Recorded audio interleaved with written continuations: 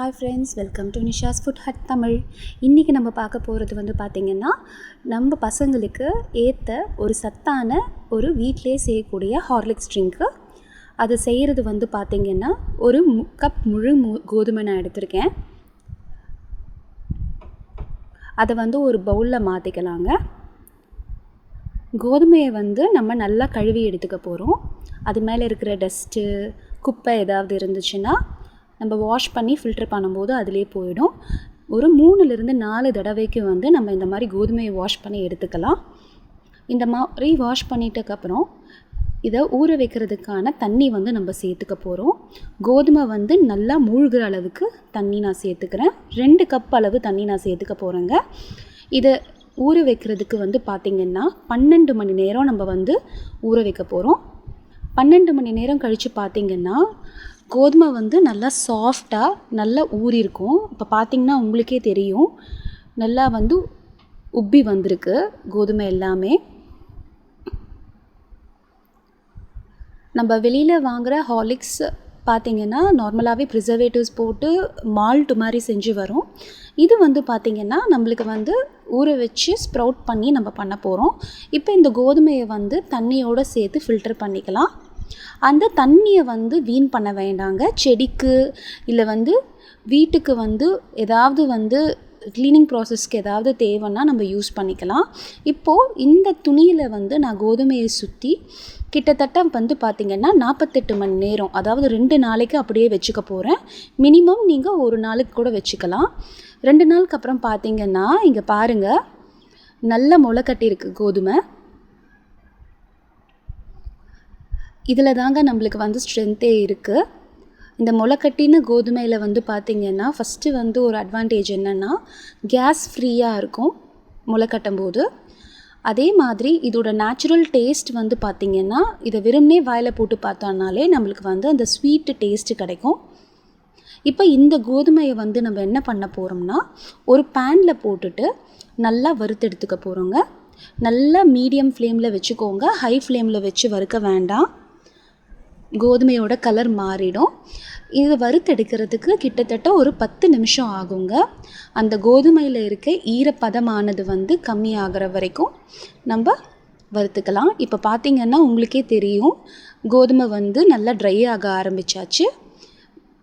வறுத்து விட்டுட்டே இருங்க. ப்ராசஸ் பார்த்தா பெரிய ப்ராசஸ் மாதிரி இருக்குங்க. ஆனால் நம்ம செய்கிற வேலை வந்து பார்த்திங்கன்னா நம்ம வந்து கழுவி ஊற வச்சுட்டு முளைக்கட்ட போகிறோம். இப்போ பாருங்கள், கோதுமை கலர் வந்து மாறி இருக்கு. இதில் வந்து நான் பாதாம் ஒரு 10, வேர்க்கடலை ஒரு 20 வேர்க்கடலை சேர்த்துருக்கேன். இதை வந்து இப்போ நம்ம நல்லா சேர்த்து ரோஸ்ட் பண்ணிக்கலாம்.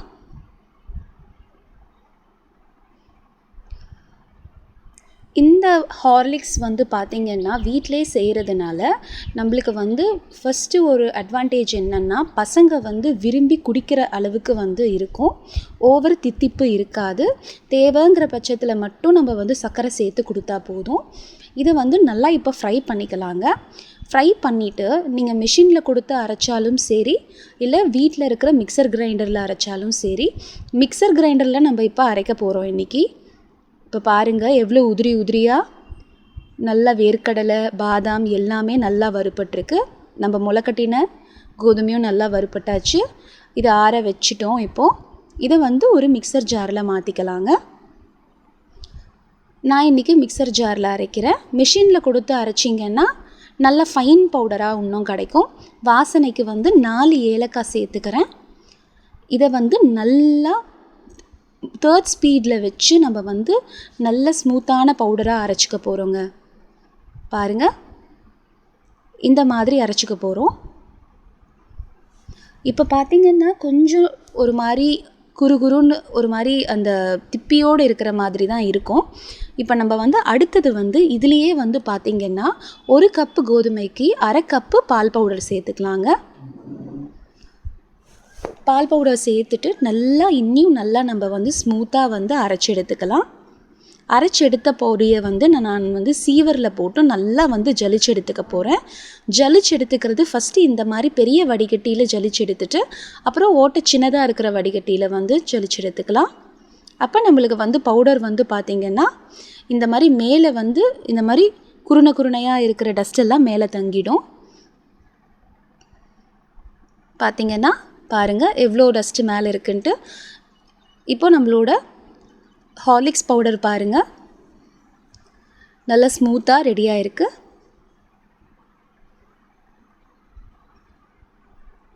நல்லா ஜலிச்சு எடுத்தாச்சு. 2லிருந்து 3 தடவை கூட நம்ம ஜலிச்சிக்கலாம்.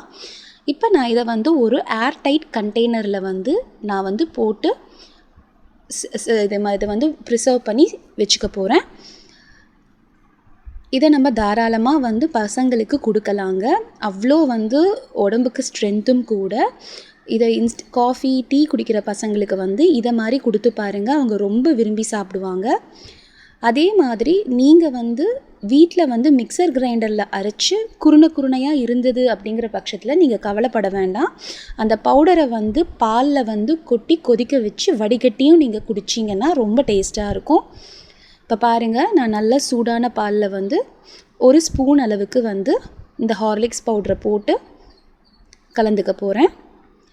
இதே மாதிரி பசங்களுக்கு கொஞ்சம் ஃப்ளேவர் வித்தியாசமாக கொடுக்கணுன்னா ஒரு பவுடர், அந்த ஹார்லிக்ஸ் பவுடர் 1 ஸ்பூன் நீங்கள் ஒரு கப் பாலில் சேர்த்துக்கிட்டிங்கன்னா 1/4 ஸ்பூன் வந்து கொக்கோ பவுடர் சேர்த்து கொடுத்திங்கன்னா சாக்லேட் ஹார்லிக்ஸ் வந்து ரெடி ஆகிடும். இங்கே பாருங்கள், நம்ம வீட்டிலேயே செஞ்ச ஹார்லிக்ஸ் ரெடிங்க.